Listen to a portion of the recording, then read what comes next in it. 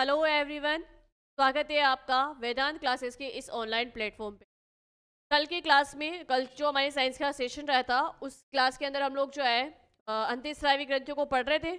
और लगभग हमने जो है पीयूष ग्रंथि, थायराइड ग्रंथि, पैराथायराइड ग्रंथि, पीनियल ग्रंथि को कंप्लीट कर चुके थे।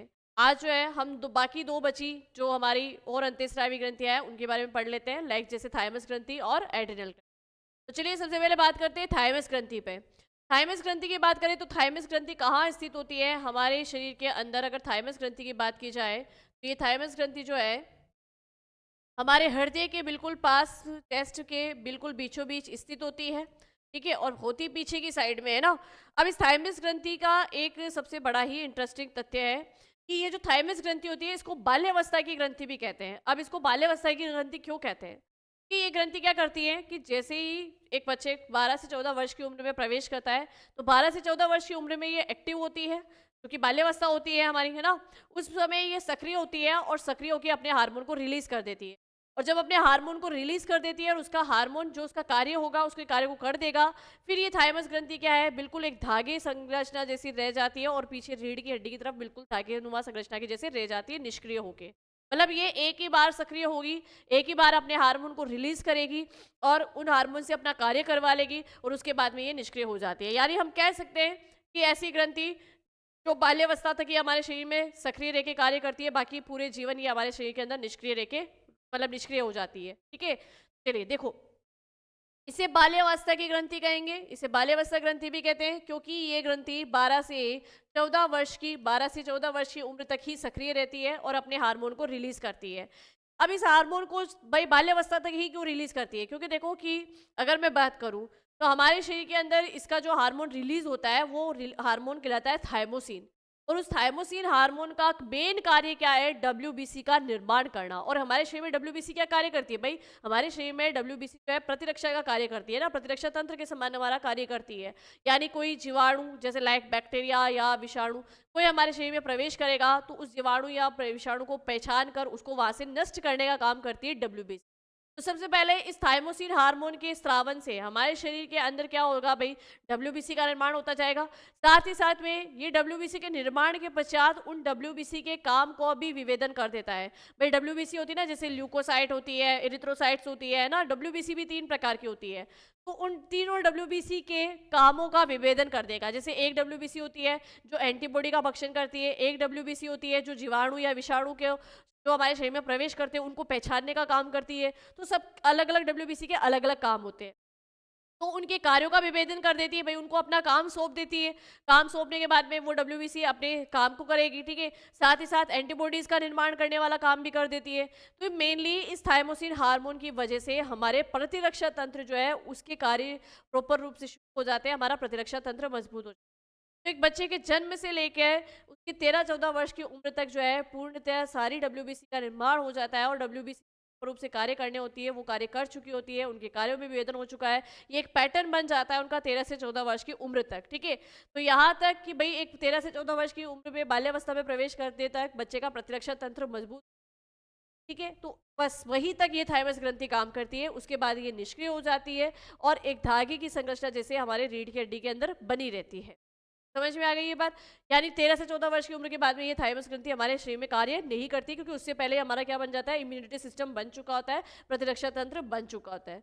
तो देखो, इसे बाल्यावस्था की ग्रंथि भी कहते हैं, क्योंकि ये क्योंकि ये ग्रंथि 12 से 14 वर्ष की उम्र तक ही सक्रिय रहकर हार्मोन का स्रावन करती है। इस ग्रंथि से थाइमोसिन हार्मोन स्रावन होता है, थाइमोसिन हार्मोन का स्रावन होता है, थायरोमोसिन हार्मोन का स्रावन होता है। ये हार्मोन डब्ल्यूबीसी निर्माण, डब्ल्यूबीसी के कार्यों में विभेदन तथा एंटीबॉडीज के निर्माण का कार्य करते हैं। तो इसके कार्य याद रखना है आपको, थाइमोसिन हार्मोन के कार्य क्या है। अतः ये ग्रंथि हमारे प्रतिरक्षा तंत्र के विकास में सहायक होती है। अतः ये ग्रंथि हमारे प्रतिरक्षा तंत्र के विकास में सहायक होती है। निष्क्रिय होने के बाद भी इसमें इसमें हैसेल्स के कण इकाई पाई जाती है, हैसेल्स की कण इकाई पाई जाती है जो कि एंटीजन का भक्षण करती है मैक्रोफेज के समान। तो निष्क्रिय होने के बाद इसमें हैसेल्स की कणिकाएं पाएगी जो किसका भक्षण करेगी भाई? एंटीजन का, ना कि एंटीबॉडीज का, ठीक है। एंटीजन का भक्षण करेगी। अब ये ग्रंथि देखो, एक चीज और मैं यहाँ बताती हूँ, पहले इस ग्रंथि का हम डायग्राम देख लेते हैं। ये देखो, इस प्रकार की ये ग्रंथि होती है, ये थाइमस ग्रंथि है। और ये देखो इस तरीके से हमारे जो है चेस्ट के बिल्कुल बीच बीच ये स्थित होती है। जब ये कार्य कर रही है, जब ये कार्य कर रही है, जब ये सक्रिय है तो ये इस रूप में दिखाई देती है। लेकिन बाद में जब ये अपना कार्य करना बंद कर देती है, निष्क्रिय हो जाती है, तो ये बिल्कुल धागे जैसी संरचना हो जाती है और रीढ़ की हड्डी के समानांतर ये धागे जैसी संरचना जो है वो फैली रहती है। क्लियर हो गई ये बात? चलिए, अब एक चीज ध्यान रखना, यहाँ पर ये 2 ग्रंथियाँ आपके लिए बहुत इंपॉर्टेंट है। एक तो थाइमस ग्रंथि, को बाल्यावस्था की ग्रंथि कहते हैं, यानी 13 से 14 वर्ष की उम्र तक ही ये सक्रिय रहती है। एक मैं बात करूंगी पीनियल ग्रंथि। पीनियल ग्रंथि भी क्या होती है कि जैसे ही वृद्धावस्था आती है और पीनियल ग्रंथि निष्क्रिय होना शुरू हो जाती है। निष्क्रिय होने का मतलब है ये रेत के समान हो जाती है, रेत के समान हो जाती है। जब ये थी पीनियल ग्रंथि तो कैसी थी भाई? पीनियल ग्रंथि बिल्कुल छोटी सी थी और एपिथेलेमस के आधार तल पे स्थित थी। जैसे जैसे वृद्धावस्था की ओर प्रवेश करते हैं ये जो पीनियल ग्रंथि है ये धीरे धीरे धीरे निष्क्रिय होना शुरू हो जाती है और रेत के समान बन जाती है, मतलब इसका चूर्ण बन जाता है ना। और जब ये रेत के समान हो जाती है तो फिर पीनियल ग्रंथि क्या हो जाती है? धीरे धीरे निष्क्रिय होने लग जाती है। तो वृद्धावस्था में आपने देखा ही होगा कि वृद्ध व्यक्ति को जो है रात में भी नींद नहीं आती है। भाई मेनली पीनियल ग्रंथि करती क्या है? इसके द्वारा जो मेलेटोनिन हार्मोन रिलीज हो रहा था वो प्रकाश संवेदी हार्मोन था। और वो क्या कर रहा था कि रात्रि में नींद का मतलब हमारे को नींद आती है रात्रि के समय, वो उसका कारण कौन है? Melatonin hormone. तो जैसे वृद्धावस्था की ओर बढ़ते ही ये पीनियल ग्रंथि धीरे धीरे निष्क्रिय होने लग जाती है, तो ऐसे में मेलेटोनिन हार्मोन रिलीज होना बंद हो जाता है। और मेलेटोनिन हार्मोन रिलीज बंद हो जाता है तो फिर हमारे सीधा सीधा प्रभाव किस पे पड़ता है? नींद पे।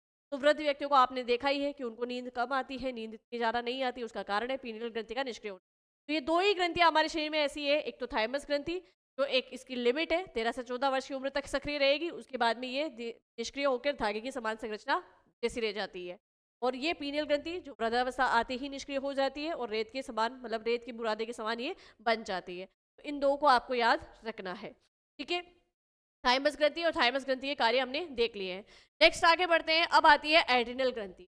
एड्रिनल ग्रंथि जिसे अधिवृक्क ग्रंथि भी कहते हैं, क्योंकि भाई वृक्क दोनों वृक्क के ऊपर स्थित होती है ये एड्रिनल ग्रंथि। यहाँ देखो ये जो हमारी दोनों किडनियां हैं, इन दोनों किडनियों के बिल्कुल ऊपर यहाँ पर ये होती है हमारी एड्रिनल ग्रंथि। इसीलिए इसको क्या कहते हैं? अधिवृक्क ग्रंथि, यानी वृक्क के ऊपर स्थित है इसलिए इसको अधिवृक्क ग्रंथि एड्रिनल ग्रंथि कहते हैं। सुपररेनल ग्लैंड भी कहते हैं। भाई इसको सुप्रीनल ग्लैंड इसलिए कहेंगे, सुप्रारेनल ग्लैंड यूं कहेंगे क्योंकि ये ग्लैंड के ऊपर एक और ग्लैंड है। भाई वृक्क भी तो एक वृक्क भी तो क्या है? एक मिश्रित ग्रंथि है। इस ग्रंथि के ऊपर एक और ग्रंथि है इसलिए इसको क्या कहते हैं? सुप्रारेनल ग्लैंड भी कहते हैं। ठीक है, इसको एपिनेफ्रिन ग्लैंड भी कहते हैं। एपिनेफ्रिन ग्लैंड क्यों कहते हैं? क्योंकि वृक्क की जो सूक्ष्म इकाई होती है वो कहलाती है नेफ्रॉन। क्या कहलाती है? नेफ्रॉन। अब ये नेफ्रॉन है, नेफ्रॉन के कार्यों को भी नियंत्रित करती है, इसलिए इसको एपिनेफ्रिन ग्लैंड भी कहा जाता है। तो एड्रिनल ग्रंथि, अधिवृक्क ग्रंथि, सुप्रारेनल ग्लैंड, एपिनेफ्रिन ग्लैंड, ये सारे एक ही ग्रंथि के नाम है। कहाँ स्थित होती है? दोनों वृक्क के ऊपर स्थित होती है। चलिए अब इसको ध्यान से देखना, ये जो एड्रिनल ग्रंथि है, इस एड्रिनल ग्रंथि का अंदर वाला जो भाग है, अंदर वाला जो भाग है ये तो कहलाता है एड्रिनल मेडुला। अंदर वाला भाग तो क्या कहलाएगा? Adrenal medulla. और बाहर वाला जो भाग है वो कहलाता है एड्रिनल कॉर्टेक्स। क्या कहलाता है भाई? Adrenal cortex. इसका जो ये कोर्टेक्स भाग है, इस कोर्टेक्स भाग से जो हार्मोन रिलीज होते हैं, या यूं कह दो कि इस कोर्टेक्स भाग को प्रेरित किया जाता है एक हार्मोन के द्वारा। याद कीजिए कौन सा हार्मोन? वो हार्मोन था ACTH हार्मोन, एड्रीनोकॉर्टिकोट्रोपिक हार्मोन। ट्रोपिक का मतलब ही होता है उत्तेजित करना या उद्दीपन पैदा करना, है ना। ट्रोपिन शब्द आता है किसके लिए भाई? उत्तेजना के लिए आता है। ठीक है, तो एड्रीनोकॉर्टिकोट्रोपिक हार्मोन, कोर्टिको यानी कोर्टेक्स भाग। ठीक है, तो पीयूष ग्रंथि के द्वारा ये एसीटीएच हार्मोन रिलीज किया जाता था। और ये हार्मोन किसको उत्तेजित करता है भाई? इस एड्रिनल ग्रंथि के कोर्टेक्स भाग को उत्तेजित करता है, ताकि ये क्या करे? ये प्रेरित होकर अपना हार्मोन रिलीज करे। तो एड्रिनल ग्रंथि के कोर्टेक्स भाग को उत्तेजित करके हार्मोन रिलीज करवाने का कार्य कौन से हार्मोन का है? एसीटीएच हार्मोन का, पीयूष ग्रंथि के हार्मोन का। चलिए समझ में आ गई। अब देखते हैं कि इस कोर्टेक्स भाग से कौन कौन से हार्मोन रिलीज होते हैं और इसके मेडुला भाग से कौन कौन से हार्मोन रिलीज होते हैं। चलो देखो, ये ग्रंथि दोनों वृक्कों में किडनीज के ऊपर स्थित होती है। इसे 3F ग्रंथि भी कहते हैं। अब देखो इसको 3F ग्रंथि क्यों कहेंगे? पहले तो अपन यहाँ पर 3F का मीन्स लिखते हैं। 3F का मीन्स होता है, एक तो होता है फियर, एक होता है फ्लाइट, फियर फ्लाइट, और एक हो जाएगा आपके फाइट। क्या हो जाएगा? फाइट। अब सुनना कि जब भी आपके सामने कोई भयानक ऐसी डरावनी कोई वस्तु आपने देख ली है या कोई जीव जो डरावना जीव है भाई जिससे हमें डर लगता है, ये जैसे हमें शेर को देख के डर लगता है, हमें सांप को देख के डर लगता है, तो ऐसे जीव जब हमारे सामने आ जाते हैं तो ऐसी स्थिति में हमारे सामने तीन स्थितियां होती है। सबसे पहले तो हम उसको देख के घबरा जाते हैं, हमें भय होता है ना। तो भय या घबराहट होना वो किसके कारण होता है? इस एड्रिनल ग्रंथि के द्वारा रिलीज किए गए हार्मोन कि जैसे ही आपने कोई भयानक वस्तु अपने सामने देखी और आपके अंदर जो है ये एड्रिनल ग्रंथि जो है ये कार्य करना शुरू हो जाती है, इसके कॉर्टेक्स भाग से हार्मोन रिलीज होना शुरू हो जाते हैं और उस हार्मोन वो हार्मोन जिस कार्य को करने के लिए बना है वो कार्य आपसे करवाया जाता है, आप वैसी ही प्रतिक्रिया करते हो। तो जैसे कि यहाँ पर किसी चीज को देख के आपको भय हुआ, पहली स्थिति तो आपकी यही होती है कि उस चीज को देख के आप घबरा जाते हैं, तो वो कहलाता है फियर, आप उसको देख के बस डरते रहते हैं ना। दूसरी स्थिति क्या बनेगी कि जब आपने ऐसी देख ली है जो भयानक स्थिति है तो आप वहां से भागने का प्रयास करोगे, है ना, पलायन करने का प्रयास करोगे। तो पलायन करना या भागना वो कहलाता है फ्लाइट, यानी वो क्या कहलाता है भाई? फ्लाइट कहलाता है, ठीक है। और एक स्थिति ये है कि आप डर रहे हो लेकिन फिर भी वही के वही खड़े हो और उस स्थिति का सामना कर रहे हो, यानी आप संघर्ष कर रहे हो, यानी उससे आप लड़ रहे हो, तो वो कहलाता है फाइट। क्या कहलाता है भाई? फाइट। इसी कारण से इसको कहा जाता है 3F ग्रंथि, यानी फियर, फ्लाइट और फाइट। जब आपके सामने ऐसी कोई स्थिति आती है तो उस समय आपकी एड्रिनल ग्रंथि एक्टिव होती है और अपने हार्मोन को रिलीज करती है और तीन स्थितियां आपके सामने बनती है, फियर, फ्लाइट और फाइट। क्लियर हुआ ये बात? चलिए अब यहाँ पे भाई ये 3F का तो समझ में आ गया, क्योंकि ये आपातकालीन परिस्थितियों में याद करना अच्छे से। जब अपन ने तंत्रिका तंत्र पढ़ा और तंत्रिका तंत्र में जब अपन ने स्वायत्त तंत्रिका तंत्र पढ़ा यानी ऑटोनोमस नर्वस सिस्टम पढ़ा, उस ऑटोनोमस नर्वस सिस्टम में के हमने दो भाग देखे थे। एक होता है अनुकंपी तंत्रिका तंत्र जिसे कहते हैं सिंपैथिक नर्वस सिस्टम, और एक होता था परानुकंपी तंत्रिका तंत्र जिसे कहते हैं पैरासिम्पैथिक नर्वस सिस्टम। जो सिंपैथिक नर्वस सिस्टम था, अनुकंपी तंत्रिका तंत्र था, वो हमेशा आपातकालीन परिस्थितियों में ही एक्टिव होता था। तो जैसे ही कोई भयानक वस्तु आपके सामने आएगी आप उसको देख के डर जाओगे, इसका मतलब वहां पर आपका कौन सा तंत्र काम कर रहा है? वहां पर आपका अनुकंपी तंत्रिका तंत्र कार्य कर रहा है।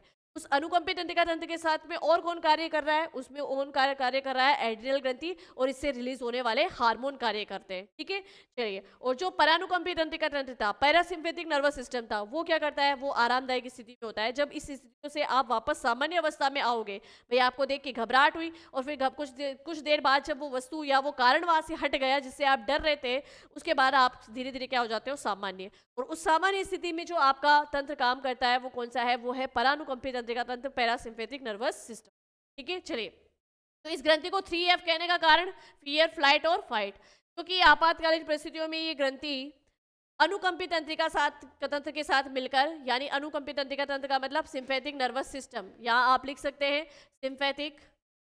सिंपैथिक नर्वस सिस्टम, ठीक है, सिंपैथिक नर्वस के साथ मिलकर हमें प्रतिक्रिया देने हेतु तैयार करती है। ये प्रतिक्रिया है फ्लाइट यानी पलायन, संघर्ष, और फाइट लिख लो, यहाँ पे साथ में लिख लो फाइट, और एक लिख लो फियर, ठीक है। चलिए, हो गया ये क्लियर? अब आगे देखो, इस एड्रिनल ग्रंथि को फोरेस ग्रंथि भी कहा जाता है। फोरेस का मतलब क्या है? ध्यान से समझना। हमारे शरीर में जैसे आप किसी चीज को देख के घबराहट होती है, तो घबराहट होती है, हमारे को पसीने भी आते हैं और उस पसीने के साथ में लवण बाहर निकलते हैं ना। तो ऐसी स्थिति में लवण को धारण करने वाली क्रिया भी होती है ना। तो लवण को धारण करने की क्रिया के कारण इसको क्या कहते हैं? साल्ट रिटेशन कहा जाता है। साल्ट रिटेशन कहा जाता है। तो साल्ट रिटेशन के कारण एक एस आ गया। दूसरा देखो, शर्करा की मात्रा का नियमन भी करती है। भाई शर्करा की मात्रा का नियमन कैसे करती है? जब आपको जब जैसे जिस रोगी व्यक्ति को डायबिटीज मेलिटस रोग हो जाता है, जैसे जिसमें मधुमेह रोग हो जाता है ना, उस समय हमारे शरीर के अंदर शर्करा की मात्रा का नियमन भी किसके कारण होता है? इसी एड्रिनल ग्रंथि के कारण होता है। इसके द्वारा जो हार्मोन रिलीज किए जाते हैं वो हमारे शरीर में शर्करा की मात्रा को भी नियमित करते हैं। तो ये शुगर मेटाबॉलिज्म का नियमन भी करती है। इस कारण से भी क्या आ गया भाई? एक ऐसा और आ गया है। फिर हम बात करें लिंग हार्मोन का निर्धारण, तो भाई जब ये है जो सेक्स हार्मोन के ऊपर भी नियंत्रण करती है, इस कारण से इसको एक एस ये भी आ गया। और दूसरी बात करें स्ट्रेस मैनेजमेंट यानी दबाव का प्रबंधन भी करती है। दबाव का प्रबंधन करती है, इसका मतलब आपका स्ट्रेस कम करके आपका एक एनर्जी लेवल बढ़ाती है, ऊर्जा का स्रोत, यानी हम सोर्स ऑफ एनर्जी भी इसको कह सकते हैं। यहाँ पे साइड में आप लिख सकते हो कि सोर्स ऑफ एनर्जी। जब आपका स्ट्रेस लेवल कम होगा तो आपका एनर्जी लेवल क्या होगा, बढ़ जाएगा। जब आप तनाव में रहते हो, जब आप चिंता में रहते हो, तो कोई भी कार्य आपसे ढंग से नहीं होता है। आपको खुद को फील होता है कि हमारा शरीर इतना थक चुका है कि हम किसी भी कार्य के बारे में सोच भी नहीं पा रहे हैं ना। लेकिन जब आपको तनाव नहीं होता है, स्ट्रेस नहीं होता है, देन आप बहुत ही ज्यादा एक्टिव होकर काम करते हो। तो एक तरीके से हम कह सकते हैं सोर्स ऑफ एनर्जी। क्या कह सकते हैं भाई, सोर्स ऑफ एनर्जी। ठीक है, तो सोर्स ऑफ एनर्जी का कार्य भी कौन करता है, ऊर्जा का स्रोत कौन है, ये एड्रिनल ग्रंथि ही है। ठीक है, तो इन 4 कारणों के कारण ये जो 4 एस आए हैं, सॉल्ट इरिटेशन, है ना, शुगर मेटाबॉलिज्म, और साथ ही साथ में वैसे तो अगर मैं बात करूँ सेक्स हार्मोन की बात जो यहाँ पे हो रही है, उसमें तो आपके जो है हम आगे पढ़ेंगे मिक्स्ड ग्लैंड, जहाँ पर हम जो और तंत्र पढ़ेंगे वहीं पे, जैसे कि नर जनन तंत्र पढ़ेंगे तो वहाँ टेस्टिस या वृषण के बारे में पढ़ेंगे, माला जनन तंत्र में अंडाशय के बारे में पढ़ेंगे। तो वहाँ पर उनसे जो हार्मोन रिलीज होते हैं, वो हार्मोन मतलब वो हार मेन तो काम वही करेगी, वो ग्रंथियां ही काम करेगी। लेकिन कहीं ना कहीं 1% वो काम जो है इन सेक्स हार्मोन का काम एड्रिनल ग्रंथि के द्वारा भी होता है। 1% की हम बात कर सकते हैं ना, तो उसके कारण भी यहाँ ये एक एस आ गया है। ठीक है, चलिए, स्ट्रेस मैनेजमेंट या सोर्स ऑफ एनर्जी के कारण भी एक एस आ गया, तो इस कारण से इसको कहते हैं 4S ग्रंथि। क्या कहते हैं, 4S ग्रंथि। साथ ही साथ इसको कहते हैं डरो या मरो वाली ग्रंथि, या करो या मरो वाली ग्रंथि भी इसे कहते हैं, एड्रिनल ग्रंथि को ही कहते हैं। क्योंकि भाई जब कोई स्थिति सामने आती है तो यही ग्रंथि एक्टिव होती है और यही हमें जो है प्रतिक्रिया कर देने के लिए मतलब उत्तेजित करती है कि हम कैसी प्रतिक्रिया देंगे। किसी चीज को देख के डर कर वही खड़े रहेंगे, और अगर डर कर वही खड़े रहेंगे तो फिर वही खड़े रहो। मतलब मान लो कि अगर शेर सामने आया तो वो अपना काम करके जाएगा ही जाएगा, है ना। अब उसको देख के आप डर रहे हो और वही खड़े हो तो वो अपना काम करेगा, वो रुकेगा नहीं अपना काम करने के लिए। ठीक है, तो या इसको इसी कारण से कि या तो वहां से भाग जाओ या कुछ कर लो, और नहीं तो फिर डर कर वही खड़े रहो। तो इसको डरो या मरो या करो या मरो वाली ग्रंथि भी कहते हैं। किसको, एड्रिनल ग्रंथि। 3 नाम याद रखने, TF, 4S, डरो या मरो, करो या मरो वाली ग्रंथि है एड्रिनल ग्रंथि।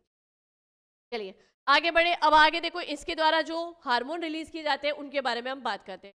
सबसे पहली चीज की एड्रिनल ग्रंथि जो होती है, इस एड्रिनल ग्रंथि के 2 भाग होते हैं। 2 भागों की अगर बात करें, जो इसका अंदर वाला भाग होता है, ये जो मैंने रेड कलर से किया है, ये कहलाता है मेड्यूला। क्या कहलाता है, ये तो कहलाता है इसका मेड्यूला भाग। ठीक है, और इसका ये जो बाहरी भाग है जो मैंने येलो कलर से किया है, ये कहलाता है कॉर्टेक्स भाग। क्या कहलाता है भाई, कॉर्टेक्स भाग कहलाता है। ठीक है, और इस कॉर्टेक्स को लेके अपनी पहले भी चर्चा हो गई है।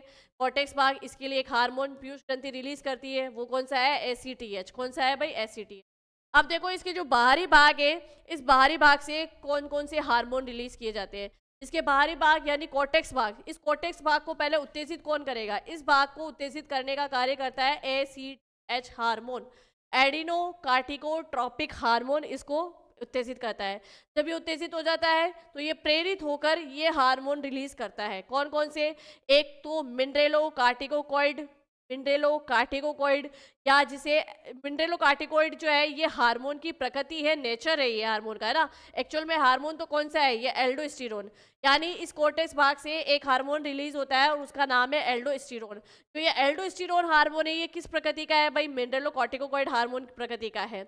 ये एल्डोस्टेरोन हार्मोन क्या करता है, रक्त में सोडियम आयन की मात्रा को बढ़ाता है, जबकि पोटेशियम आयन के उत्सर्जन को बढ़ाता है।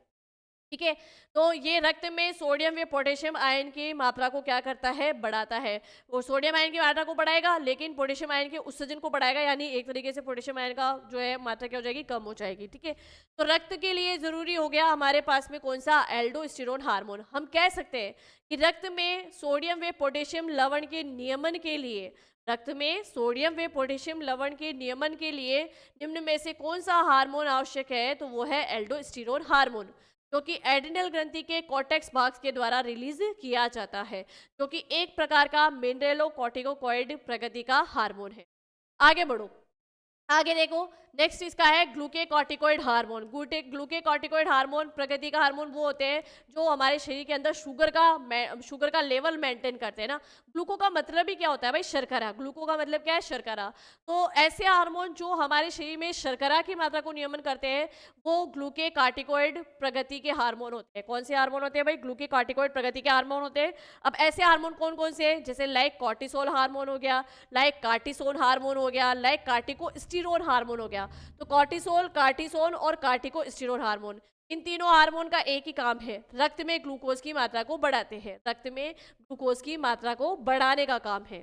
चलिए आगे देखो गोनेडोकॉर्टिकॉइड हार्मोन। भाई गोनेडोकॉर्टिकॉइड हार्मोन जो कि हम पीयूष ग्रंथि में भी पढ़ चुके हैं, जननांगों से संबंधित हार्मोन, जननांगों से संबंधित हार्मोन उनको कहते हैं गोनेडोकॉर्टिकॉइड हार्मोन। भाई जन्नांग को इंग्लिश में क्या बोलते हैं, गॉनेड्स बोलते हैं ना। तो गॉनेड्स मतलब जन्नांग, और जन्नांगों से स्रावित होने वाले हार्मोन जो है वो गोनेडोकॉर्टिकॉइड प्रकृति के हार्मोन होते हैं। अब नर में अगर बात करें तो नर में इस एड्रिनल ग्रंथि के कॉर्टेक्स भाग से कौन सा हार्मोन रिलीज होता है, एस्ट्रोजन। वैसे तो ध्यान रखना, जो ये एंड्रोजन हार्मोन है, ये जो एंड्रोजन हार्मोन है जो कि नरों में रिलीज होता है, ये बेसिकली तो अगर हम बात करें तो वृषण से ही रिलीज होगा। और मादा के अंदर जो ये एस्ट्रोजन है, ये एस्ट्रोजन होता है अंडाशय से, है ना। हम यूँ कह सकते हैं कि 90% तो अंडाशय और वृषण से ये हार्मोन रिलीज होते हैं। मात्र हम कह सकते हैं कि 1% जो है वहाँ पर कुछ हिस्सा ये एड्रिनल ग्रंथि भी मतलब एड्रिनल ग्रंथि के द्वारा भी होता है। और इसके अलावा पीयूष ग्रंथि के द्वारा भी होता है। पीयूष ग्रंथि में भी तो अपन ने गोनेडोट्रोपिक हार्मोन पढ़े थे भाई, एफएसएच यानी फॉलिकल स्टिमुलेटिंग हार्मोन और एलएच ल्यूटिनाइजिंग हार्मोन, ठीक है। तो ये चीज आपको ध्यान में रखनी है। तो यहाँ पर कॉर्टेक्स भाग से एल्डोस्टेरोन मतलब मिनरलोकॉर्टिकॉइड प्रकृति के हार्मोन, ग्लूकेकॉर्टिकॉइड प्रकृति के हार्मोन और गोनेडोकॉर्टिकॉइड प्रकृति के हार्मोन रिलीज किए जाते हैं एड्रिनल के कॉर्टेक्स भाग के, और उनके क्या कार्य है वो अपन ने देख लिए। अब आगे देखो, नेक्स्ट आता है कि इसके आंतरिक भाग, इसका आंतरिक भाग क्या कहलाता है भाई, मेडुला कहलाता है। तो इस मेडुला से कौन कौन से नॉर्म हार्मोन रिलीज होते हैं, तो मेडुला भाग से एक तो एड्रिनेलिन हार्मोन और एक नॉन एड्रिनेलिन हार्मोन रिलीज किए जाते हैं। चलिए अब एक बार इनके कार्य देखते हैं और फिर एड्रिनल ग्रंथि से संबंधित रोग अपन देखेंगे। एल्डोस्टेरोन हार्मोन रक्तदाब यानी वीपी, मूत्र निर्माण की क्रिया का नियमन करता है, ब्लड प्रेशर का नियमन करता है और मूत्र निर्माण की क्रिया का नियमन करता है एल्डोस्टेरोन हार्मोन। कार्टिसोल हार्मोन क्या करते हैं, यह हार्मोन डब्ल्यूबीसी की संख्या में कमी लाकर हमारी रोग प्रतिरोधक क्षमता को कम करता है। स्ट्रेस हार्मोन इसे ही कहते हैं। स्ट्रेस हार्मोन किसको कहते हैं भाई, कॉर्टिसोल हार्मोन। जब इस हार्मोन की कमी हो जाती है या इस हार्मोन के रिलीज होने पर इस हार्मोन की अधिकता से डब्ल्यूबीसी की संख्या में कमी आएगी। जब डब्ल्यूबीसी की संख्या में कमी आएगी तो प्रतिरोधक क्षमता भी कम हो जाएगी। ऐसे में व्यक्ति को स्ट्रेस भी बहुत जल्दी से हो जाता है। या इसका अपोजिट समझ लो कि जब आपको स्ट्रेस रहता है ना तो उस समय आपका प्रतिरक्षा तंत्र बहुत कमजोर रहता है, क्योंकि उस समय ये जो कॉर्टिसोल हार्मोन ये अधिक मात्रा में रिलीज होता जाएगा। जब जैसे ही आप स्ट्रेस लोगे आपके शरीर में कॉर्टिसोल हार्मोन की मात्रा बढ़ेगी, और जब ये बढ़ेगी तो डब्ल्यूबीसी की संख्या में कमी होगी। इसलिए कहता है कि जब व्यक्ति चिंता में रहता है, जब व्यक्ति तनाव में रहता है, स्ट्रेस में रहता है, तो उसको बीमारी हो ही जाती है ना, क्योंकि उसने अपना डब्ल्यूबीसी यानी उसने अपना प्रतिरक्षा तंत्र खुद से ही कमजोर कर लिया है। तो स्ट्रेस नहीं लेना है, तनाव नहीं लेना है, तनाव से जितना हो सके बचिए आप, ठीक है। चलिए आगे देखो, फिर नेक्स्ट आता है एड्रिनेलिन हार्मोन। कौन सा हार्मोन भाई, एड्रिनेलिन हार्मोन। एड्रिनेलिन हार्मोन आपातकालीन परिस्थितियों में, जबकि नॉर एड्रिनेलिन हार्मोन सामान्य परिस्थितियों में हृदय दर को बढ़ाता है। आपातकालीन परिस्थिति, सामने कोई चीज आई उसको देख के हम डर गए, तो उस समय तो ये एड्रिनेलिन हार्मोन हमारी हृदय दर को क्या करता है, बढ़ा देता है। और जब नॉर्मल सामान्य सी परिस्थिति है कि जैसे कि मान लो कि आपका रिजल्ट आने वाला है, और जब रिजल्ट आने वाला है और आपको पता चला कि भाई आपने ही टॉप किया है, आपका सिलेक्शन हो गया है, उस समय भी आपकी हार्ट बीट्स बढ़ जाती है खुशी के कारण। उस समय कौन सा हार्मोन कार्य करता है, उस समय कार्य करता है नॉर एड्रिनेलिन हार्मोन। कौन सा भाई, नॉर एड्रिनेलिन हार्मोन। क्लियर हो गया ये। चलिए जो मेन हार्मोन थे उनके हमने कार्य भी देख लिए। और वैसे अगर बात करें तो नॉर एड्रिनल हार्मोन जो है वो हृदय दर को बढ़ा देता है सामान्य परिस्थितियों में। और जबकि आपातकालीन परिस्थितियों में कौन सा है भाई, एड्रिनेलिन हार्मोन। आगे चलिए, आगे बात करें तो नेक्स्ट आता है एड्रिनल ग्रंथि से संबंधित रोग कौन कौन से हैं। एड्रिनल ग्रंथि से संबंधित रोग की बात करूं तो सबसे पहले आता है एडिसन का रोग। कौन सा रोग भाई, एडिसन का रोग। ये एडिसन का रोग क्या है, इसमें व्यक्ति के शरीर का वजन कम हो जाता है, व्यक्ति को उल्टी दस्त होता है, ऐसे लक्षण दिखाई देते हैं। एडिसन का रोग जो कि मिनरलोकॉर्टिकॉइड एवं ग्लूकेकॉइड की कमी से होता है। भाई ग्लूकेकॉर्टिकॉइड हार्मोन कम होंगे तो शरीर में ग्लूकोज की मात्रा कम हो जाएगी, शरीर में ग्लूकोज की मात्रा कम होगी, शर्करा की मात्रा कम होगी, तो व्यक्ति को वैसे ही कमजोरी फील होती है ना, और व्यक्ति का वजन धीरे धीरे क्या होने लग जाता है, कम हो जाता है। मिनरलोकॉर्टिकॉइड की कमी होगी तो रक्त के अंदर सोडियम व कैल्शियम लवण की मात्रा का नियमन नहीं हो पाएगा, तो व्यक्ति के शरीर का वजन लगातार घटेगा और उसको उल्टी दस्त जैसे वैसे लक्षण दिखाई देते हैं। चलिए नेक्स्ट देखो, कुशिंग सिंड्रोम। कुशिंग सिंड्रोम जो है वो कोर्टिसोल की अधिकता के कारण होता है। कुशिंग सिंड्रोम में क्या होता है, रक्त के अंदर जो है, कुशिंग सिंड्रोम की अगर मैं बात करूं तो रक्त में शर्करा की मात्रा बढ़ जाएगी, जिससे डायबिटीज मेलाइटिस जैसे लक्षण दिखाई देंगे। ठीक है, डायबिटीज मेलाइटिस जैसे लक्षण दिखाई देते हैं ये कुशिंग सिंड्रोम रोग में। ठीक है, नेक्स्ट देखो, नेक्स्ट आता है यहाँ पर कौन से सिंड्रोम रोग का क्या मतलब है? कौन से सिंड्रोम? ये एल्डोस्टेरोनिज्म, कौन सिंड्रोम? एल्डोस्टेरोनिज्म जो है एल्डोस्टेरोन मात्रा के एल्डोस्टेरोन हार्मोन की अधिक मात्रा से होता है। ठीक है, अब ऐसे में व्यक्ति की क्या हो जाएगी? बीपी बढ़ जाएगी, शरीर में सूजन आ जाएगी, ऐसे लक्षण दिखाई देते हैं। क्लियर है? चलिए नेक्स्ट आगे देखो, यहाँ पर दो और बच गए थे। एक बच गया था एड्रिनल एड्रिनल विरिलिज्म, जो मादा में नर के जैसे लक्षण आते हैं। एड्रिनल, एक और बता देती हूँ मैं यहाँ पर, एड्रिनल एड्रिनल विरिलिज्म। ये एड्रिनल विरिलिज्म जो है, इसमें क्या होगा? इसमें अपोजिट काम होगा। अपन ने जो एड्रिनल ग्रंथि में ये पढ़े हैं ना, गोनेडोकॉर्टिकॉइड हार्मोन, भाई नर में एंड्रोजन और मादा में एस्ट्रोजन हार्मोन का है ना, जब ये गोनेडोकॉर्टिकॉइड हार्मोन सही ढंग से रिलीज नहीं होंगे तो इसके अपोजिट लक्षण होंगे, नर में मादा के और मादा में नर के जैसे लक्षण दिखाई देंगे ना। तो यहाँ पर नर में मादा जैसे लक्षण दिखाई दे, वो रोग क्या कहलाएगा? एड्रिनल विरिलिज्म, एड्रिनल विरिलिज्म कहलाएगा। और नर में मादा के जैसे लक्षण दिखाई देंगे, वो क्या कहलाएगा? गायनेको गायनेको गायनेको मैटिनिज्म कह सकते हो आप, या गायनेको मेस्टिया मेस्टीमिया कह सकते हो, गायनेको मेस्टीमिया। गायनेको मेस्टीमिया रोग जिसपे क्या होगा? नर में मादा जैसे लक्षण दिखाई देंगे, नर में मादा जैसे लक्षण,